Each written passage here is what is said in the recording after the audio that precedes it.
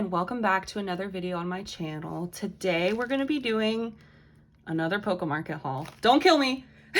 Put your pitchforks down. If you're new here, I tried out pocamarket a few months ago and I didn't like it because their fees are really expensive. And recently they were having a 50% off shipping and fees sale. So I was like, perfect. That's the main problem that I have with pocamarket. So that seems like a perfect reason to do a order from them. So we don't have a full 40 cards. It's about like 25 or so. And I guess we need to be keeping an eye out in the future for sales because I like pocamarket. I think the app is easy to use. Also, they've added a few new features. If you haven't used the app in a while, now you can like sort out POBs. You can sort by just album cards. You can sort by season's greetings, whatever. You can also sort by lowest price, which I love that. But yeah, there will be cards from my collections that I just revealed in a video. So if you don't want to be spoiled in this video, go watch that video. Before we begin, nail check. Don't look at this hand. Woo, little flower, so spring. I broke this nail like really bad. Like it went down to the skin. It wasn't ever bleeding, but it hurts a lot. And so I put a Band-Aid on it. And also I think a Band-Aid looks better than like a nasty nail. So we're just gonna ignore it, okay? I love nails. And I don't feel presentable if I don't have my nails done in a video. So having this Band-Aid is like hurting my soul and also hurting my finger because it hurts. Also, the topic of discussion that I have chosen for today is Coachella. If you're living under a rock, Coachella was this month. I watched only the K-pop performances. Obviously, this is a K-pop channel. And I didn't watch the Rose. I only watched ATEEZ and LE SSERAFIM, but I watched both weekends of their performances. Hey, editing me here.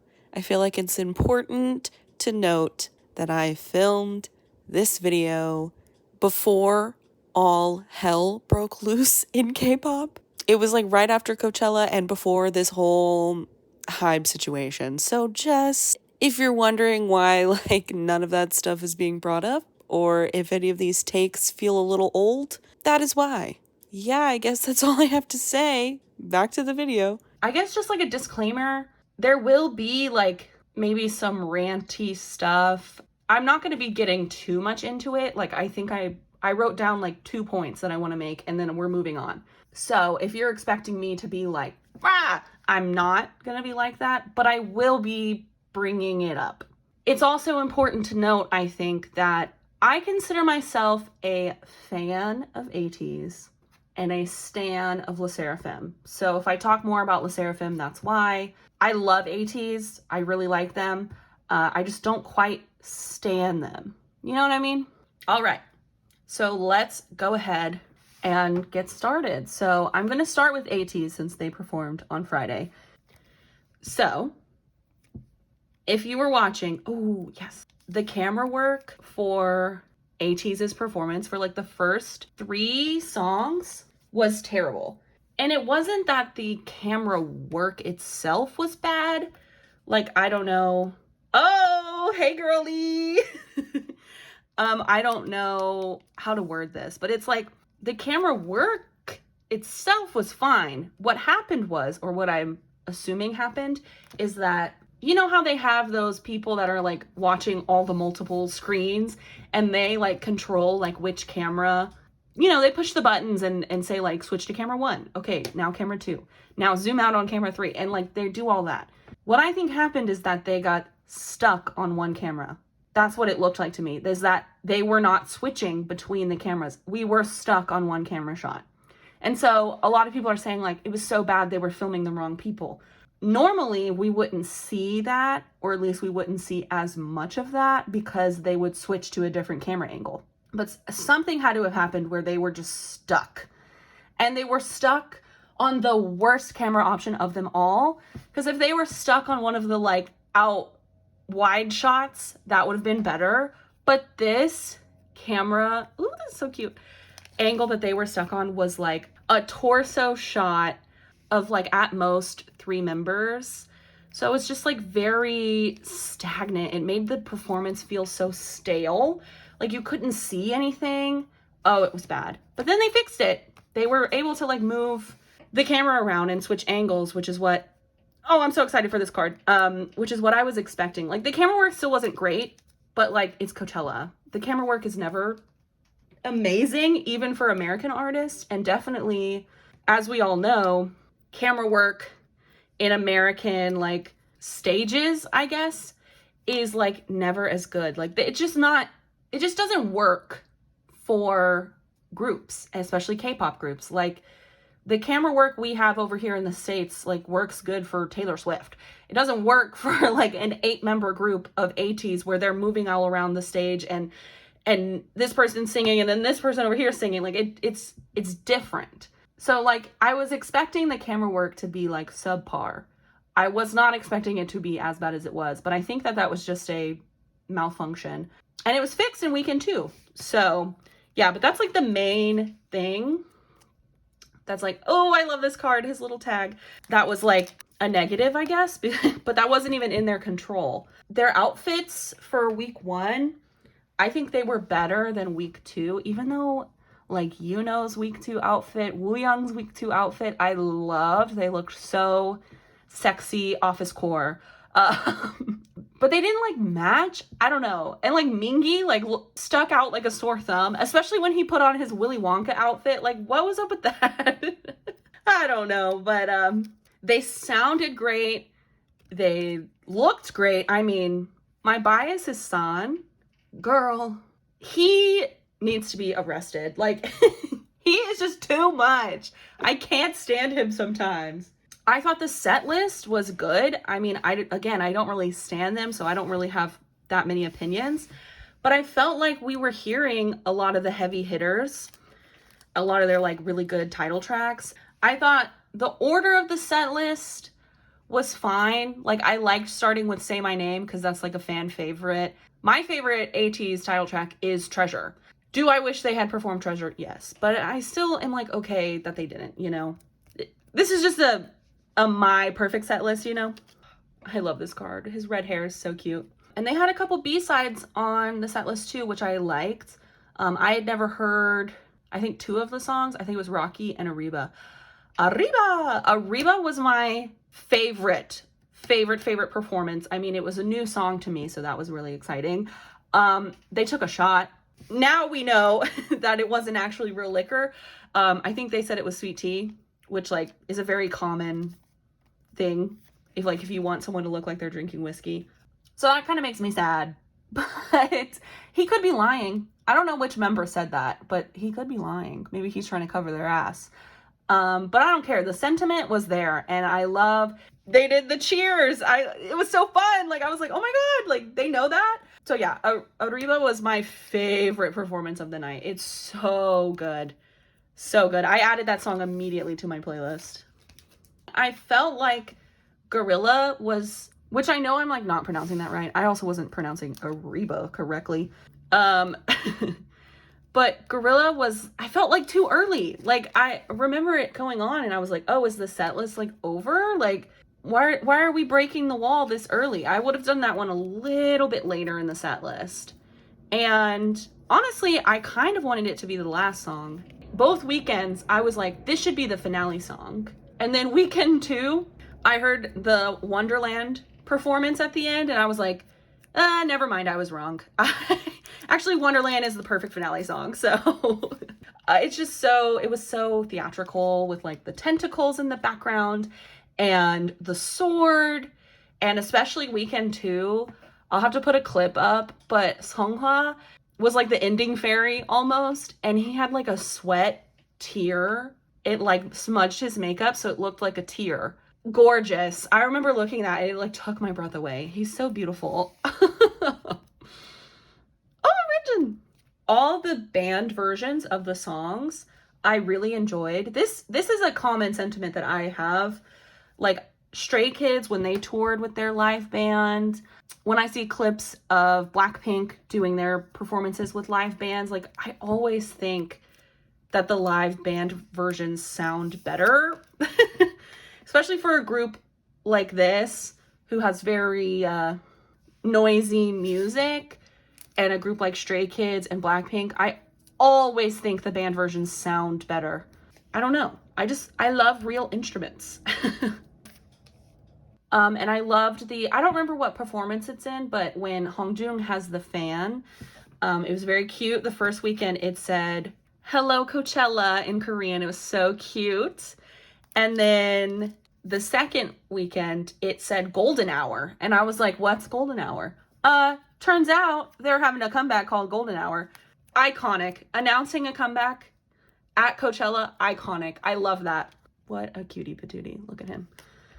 They also, like, weekend one, Jungho said something about, like, we might be seeing you very soon. And then, like, every single venue in America, like, then posted on Twitter when was like, ATEEZ is coming here, woohoo! Maybe I'll go see them, I don't know, because The Boys is also coming to my city, so I'm definitely prioritizing going to The Boys, but we'll see. And I feel like LE SSERAFIM is going to have a world tour too.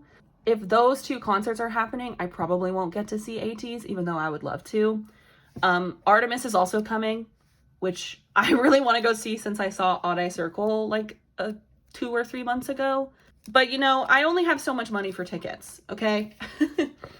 If I were to compare the 2 weekends, though, I definitely think I preferred... Look who it is! Oh my god, she's so pretty. I'm so excited. You can see her now. She's not a dirty little secret anymore. I definitely preferred weekend 2 of ATEEZ's performance. I felt like they were more powerful. There wasn't the camera malfunction, all of that. Like, it was all great. So yeah, I really enjoyed their performance. Momo! A rare Momo from a pocamarket haul. I feel like I can never find twice cards on pocamarket. And I also can never find Lino cards. So also rare Lino sighting in a pocamarket haul. Woo! Okay, I don't remember what I was saying. Yeah, to wrap up ATEEZ, they're just amazing performers. I freaking love them. They're so good. I'm so glad that they've gotten this opportunity. You know, they come from like a smaller company. So I'm just so happy for them. And seeing the whole crowd there and seeing the light sticks and like watching as every single person after their stage was done was walking out of the crowd. And the break the wall, that part, every time I see clips of it, it just gives me chills. I love stuff like that. That's why I really like listening to like the Korean fan chants, because when you just hear a crowd like screaming the same thing or singing a song, like it's just so powerful for some reason. I'm not sure why that is. There's probably some like scientific thingy behind it, but all right. So now it is time to talk about LE SSERAFIM's performance. And while I'm doing that, all the cards are now unsleeved, and so I will be sleeving them in their respective sleeves. It's been a lot this week, and like the past month, it's been a lot being a fan of LE SSERAFIM, and I can't even imagine how it must feel to be LE SSERAFIM. It's just, yeah. And so the only main point I wanted to talk about is, you know, you're allowed to have your standards in K-pop, and not everyone has to adhere to them. I am not a person that prioritizes vocals. I am not a person who prioritizes dancing. I prioritize stage presence, and there are plenty of groups that have lackluster stage presence, in my opinion, that I do not stan. But I'm not going to make it everyone's problem, you know? And the problem is that most people who don't stan LE SSERAFIM would probably agree. Like, yeah, I just don't like them for this reason and this reason, or their vocals aren't good enough for me. And they're probably like, say that and then move on. So I realize that I'm preaching to the wrong choir here, and that the real people that need to listen to this are not going to listen to reason. But I don't know, that's just how I feel, is that like, I feel like a lot of times people say things like, how can you stand this group? Their dancing is out of sync. Or how can you stand this group? Their stage presence is bad. And how can you stand this group? Their vocals are terrible. And I'm here to say that not everyone has the same standards as you, and it's fine. You know, like, I feel like all the haters are like wanting me to admit that LE SSERAFIM don't have the best vocals. And it's like, okay, yeah, I can agree. I think that they can improve. What now? Like, I'm like, what do you want me to say now? Like it's not going to help anything if I say that, because I don't care about their vocals. I didn't become a fan of LE SSERAFIM because I was like, wow, they're amazing singers. Like, I didn't. So why is it a big issue, you know? So that's mainly the main point I wanted to make, is that we all have our different standards. We all have different things that we prioritize, and you are allowed to not stand groups if they do not hold up to your standards. That's totally cool.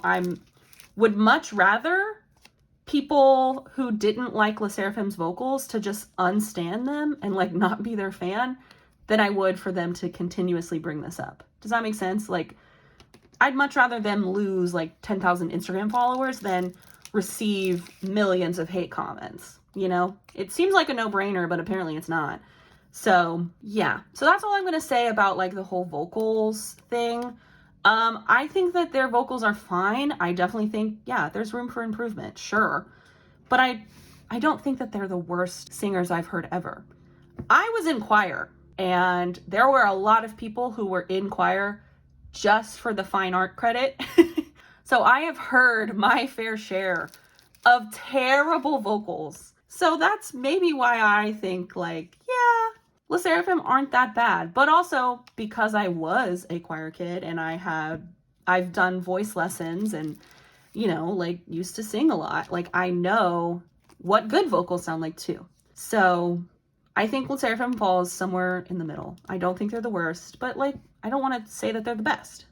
We can be objective here, right? That's all I'm going to say on that. Let's talk about their performance. So weekend one, I definitely think the vocals on the live stream were like super duper loud. Like, we heard almost no backtrack. And I think that's a reason why they sounded as quote unquote shaky as they did, because I think that was their technical difficulty. So yeah, but I loved it. I love hearing like raw loud vocals like that. Love it. Their outfits were not good either weekend. I thought the first weekend they were fine. There were parts that I liked and parts that I didn't, but I also thought it was weird that they were wearing leather on the Coachella stage. Like, I thought that they were going to be giving Sparkle Festival vibes, but they were wearing leather and then checkerboard print. And I'm like, I thought checkerboard print was like out of fashion at this point, especially in K-pop. In K-pop, like, I remember groups debuting in 2019 and having like checkerboard print all over. Like, that used to be the new girl group staple, was like a full checkerboard look. Like, and that was like 5 years ago at this point. I don't know. So I didn't like them. And the second weekend, there was more things I liked, but also more things I hated. How do I describe this? So like, there were parts of the weekend 2 outfits that I really hated and parts that I really loved. And then for weekend 1, I thought they were fine. So like, but weekend 2 was like more polarizing for me, maybe is how to word it. But like, I really liked Chaewon's top. I liked Sakura's like heart-shaped top. I thought Eunchae's skirt was atrocious. I really liked Yoonjin's like blue sparkly dress. I thought Kazuha's shoes and Eunchae, because they were wearing the same shoes, were terrible. The outfit, you know what I'm saying? I think Kazuha definitely was the most consistent outfit-wise, because like both of her outfits were pretty much the same, weekend 1 and weekend 2, and I thought she looked fine. The makeup styling though, they looked great. The hairstyling, oh my god. Sakura's straight hair, weekend 1, she looked amazing. And Chaewon, she listened and she cut that blonde bob. I was like, as soon as she dyed her hair blonde and kept putting extensions in it, I was like, if I do not see a blonde bob, I will cry. And she gave it. I'm so excited. I love hair. In terms of the set list, I thought it was fine. The only song that I think they should have done is Blue Flame. I would have maybe taken Blue Flame over The Great Mermaid just because Blue Flame is like the fan favorite song. Like, it was very weird that they weren't gonna do Blue Flame. I love Blue Flame. Nile Rodgers also made a guest appearance weekend one, which was really cute. I thought that they did great, like hyping up the crowd.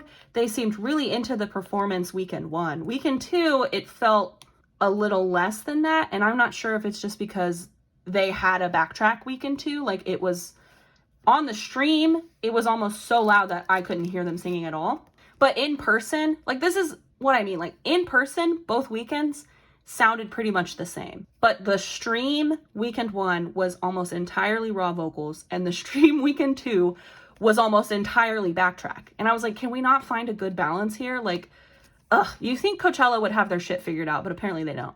The band remixes were great. There was only like one song that I thought it didn't work for, and that's Eve Psych.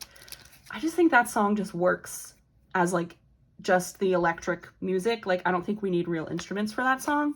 Fire in the Belly, that's the finale song. They love to do that. I also love Chaewon's Coachella, Thank You for Tonight. So cute. They performed a new song, 1-800-HOT and Fun. I love it. I can't wait to hear it. Also, apparently it's not the full version too, so hopefully there's like a whole bridge and a whole next breakdown part of the song. It's so catchy. The whole performance I thought was great, and I was having an amazing time. Sorry, I'm looking at my notes. I loved the little partner dance that they did before Fire in the Belly too. Like, they each had their own little moment with like a backup dancer. So cute. I love that Yoonjin actually said, like, Coachella, are you ready to shake some fucking ass? Like, period. That's the biggest thing, is that they perform smart. And they made Chaewon perform in the stiffest ass skirt I've ever seen in my life. How is she supposed to shake ass? Anyway, the Stanley thing, that was weird. That's probably my number one negative about their weekend one performance, is that the transitions between the songs were so awkward. Like, I feel like Yoonjin was really nervous, and she usually has to carry stuff like this because she's a native English speaker. But her just like looking at the members and being like, are you guys ready? And then they're like, yeah, we're ready. And then they're like, okay, next song. And it was so awkward. I definitely think weekend two, they felt more smooth. Like, there was less, I don't know, like, it was a little weird. Like, I just remember being like, okay. And then whereas compared to ATEEZ, they are like, they didn't have much of a transition between the songs, except for San's Your Form Doesn't Have to Be Good, We Just Need You to Get Crazy. He really ate with that. So yeah, it was a little clunky in between songs, but I think that they improved on this the second weekend. However, I don't know if it was the hate. I don't know. The second weekend, I saw some people on, I think, Reddit saying like they seem much more polished. They seem to be pacing themselves a lot better. And to me, I think that was worse because it didn't feel like they were pacing themselves. It felt like they were holding back. And that's what I didn't like about the weekend two performance, is that it felt like they were holding back. But I don't blame them because like they've been through hell this whole week. So like, I get it, but weekend one, negative is the clunky transitions. They were very awkward. Oh, except for the one before Perfect Night, which is, let's go get some drinks. But Eunchae, you're underage. Girl, so are you. That was so funny. I was laughing so loud by myself in my living room at 1 in the damn morning. So yeah, and then weekend two, negative, I would say, is it felt like they were holding back. And again, I don't want to blame the girls for this. I get it, but it is something that I picked up on and something that I didn't love about that performance. Okay, I think I said all I wanted to say. Definitely let me know your thoughts. Please keep it cute. Negative opinions are welcome, but keep it cute. I don't want to see no haters in my damn comments. And I love K-pop groups getting to go to Coachella. I think it's so fun. I can't wait for Lollapalooza. So I think it's Stray Kids and IVE. Is there anyone else that's going to be at Lollapalooza? I don't know. I'm so excited. Let's go ahead and do my spread, and then we will wrap up this video.